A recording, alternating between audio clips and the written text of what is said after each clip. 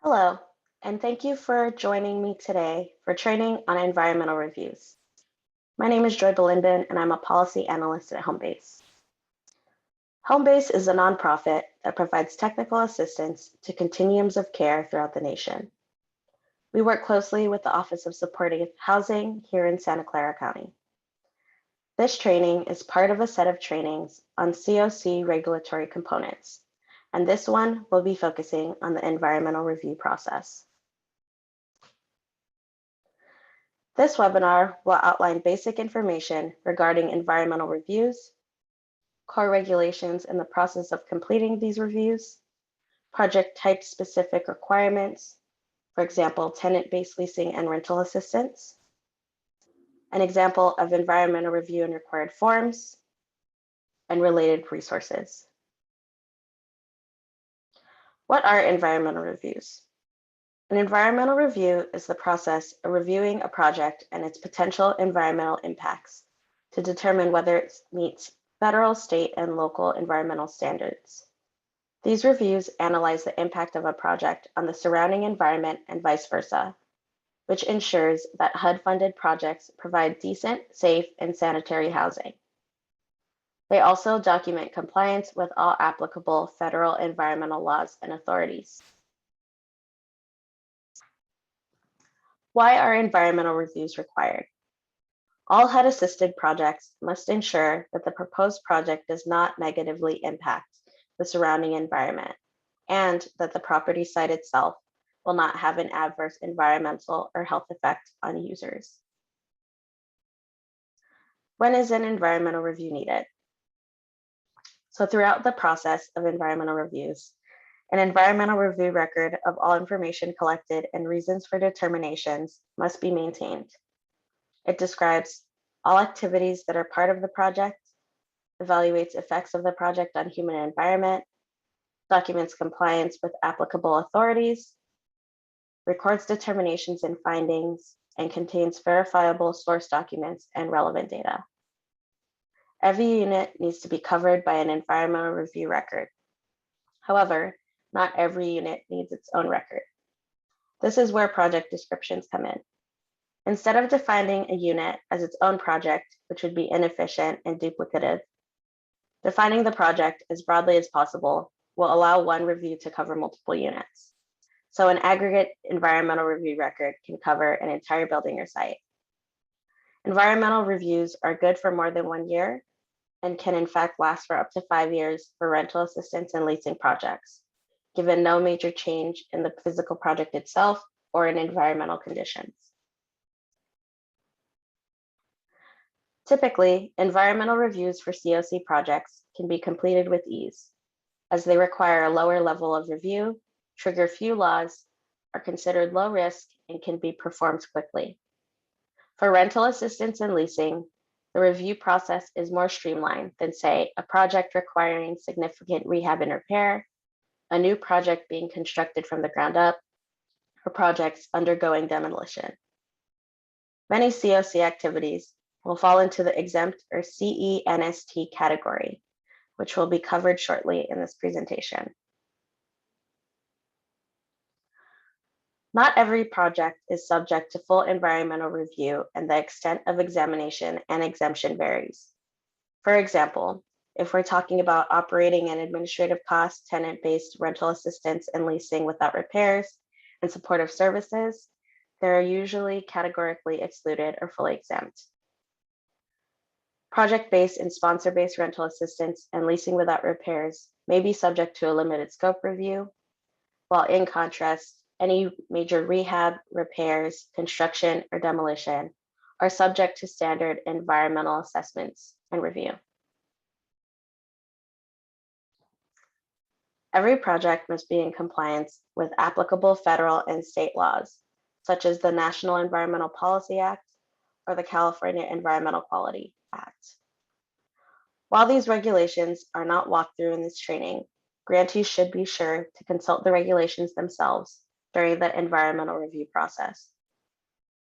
Specific guidance on environmental reviews is outlined under Title 24, Parts 50 and 58, which will be covered later in this presentation. This outlines the environmental review process flow in Santa Clara County and the related responsibilities for each entity throughout the process.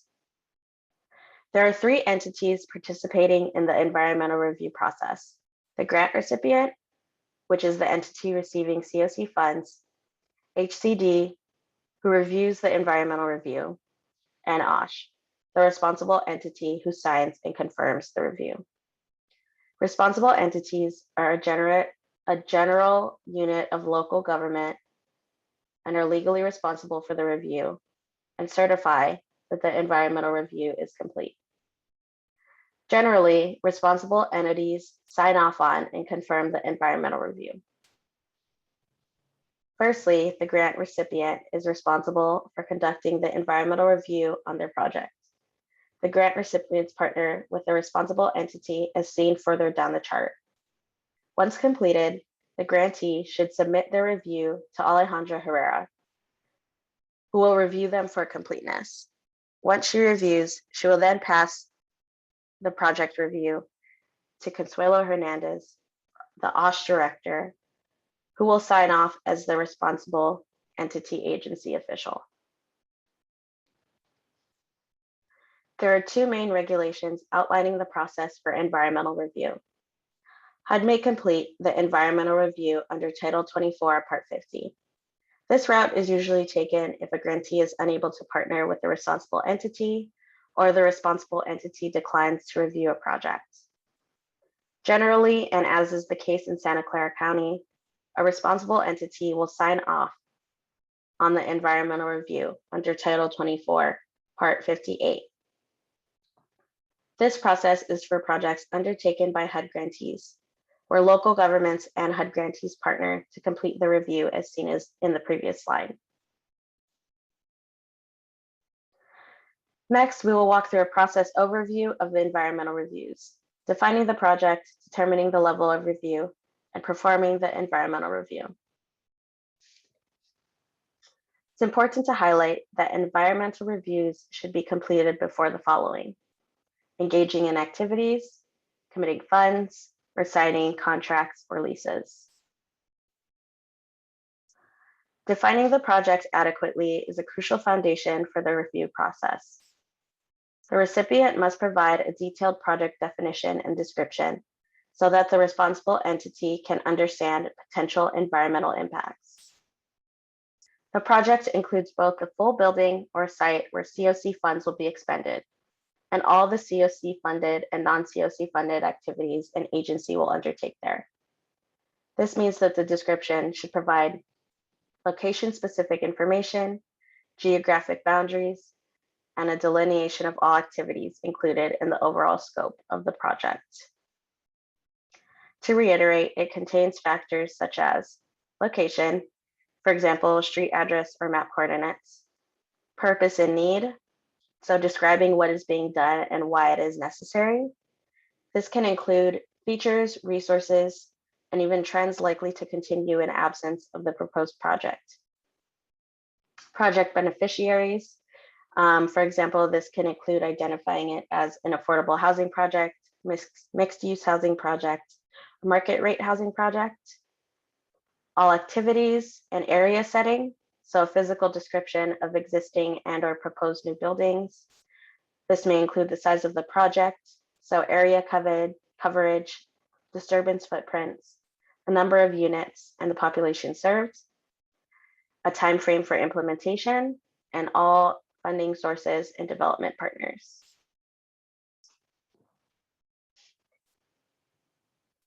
The following flowchart displays guidance on how to make a decision with regards to level of review. As you move down the chart, the environmental review needs increase, moving from exemption to full environmental assessment. The lowest level of review is exempt or categorically excluded, not subject to 58.5 or CENST.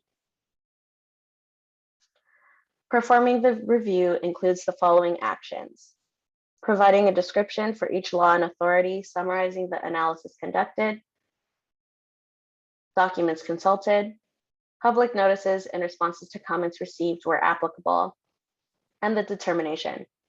whether the project is in compliance, or formal compliance steps and mitigation measures are required for all related state and federal laws. Requirements under Part 58.5 and 58.6 are essentially statutory checklists to ensure that the project will not negatively impact the surrounding environment.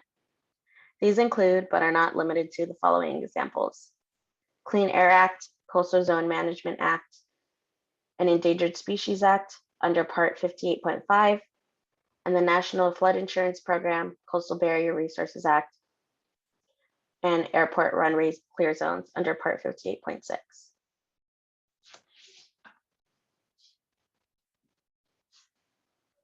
To provide more context on CENST review specifically, this is the appropriate level of review if there are no repairs or rehab beyond routine maintenance. They can cover all tenant-based units for a program or county.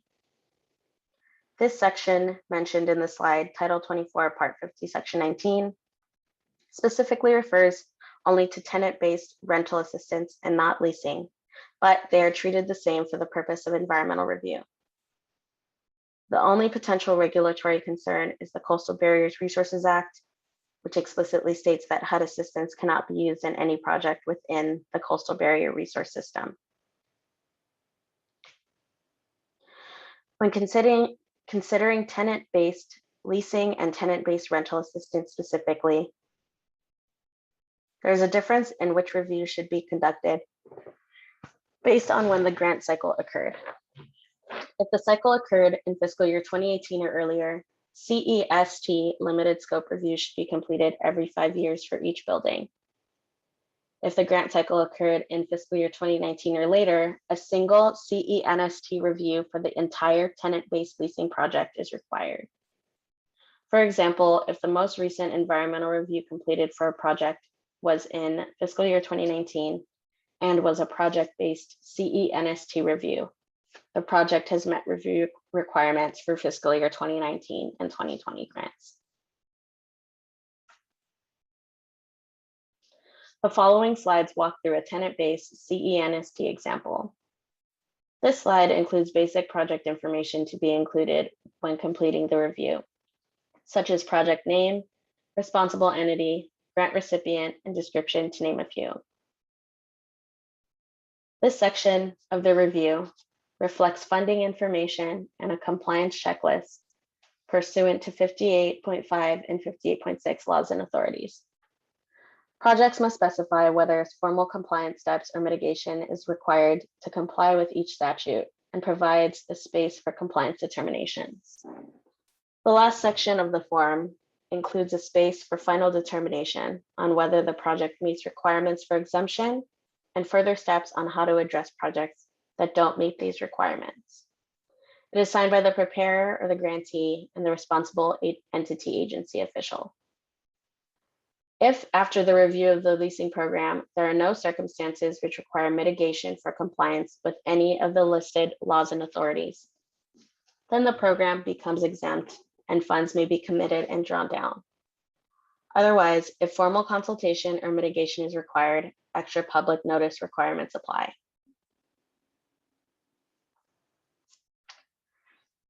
These attachments typically include applicable HUD memos, for example, no potential to cause effects determinations, maps, and data. The images portray information regarding flood, hazard areas, and other surrounding environmental concerns within the project buffer area. The links to these resources are embedded in the description below. The first two resources link to the general regulations themselves, Part 50 and 58. The third is a flow chart that was previously reviewed in this presentation and provides COC program recipients assistance in correctly identifying what level of environmental review is required for their projects. The environmental review for COC grantees webinar reviews requirements for environmental reviews for COC program projects. It provides an overview of the recommended environmental review procedures and formats for grantees and responsible entities to use.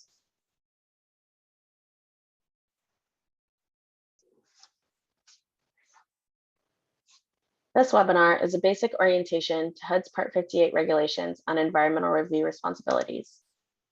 It is great for understanding the basics of how to perform environmental reviews in the context of HUD's assisted projects. The web-based instructional system for environmental review, or WISER, curriculum offers detailed and specific information, enabling users to learn about the broad range of risks to their environment, which should be considered in the course of a comprehensive environmental review. WISER includes how to protect natural resources, such as bodies of water, clean air, as well as understand and address threats to the environment posed by factors such as noise, airports, contaminated sites. It includes self-paced learning modules to address all aspects of environmental review, quizzes, and feedback. Thank you so much for attending this training. If you have any questions regarding environmental reviews, please feel free to reach out to our team at Santa Clara COC at homebaseccc.org. In addition, we'll hold a virtual office hours session on the last Wednesday of every month where you can come and ask questions. So please feel free to attend and we'd be more than happy to assist you. Thank you.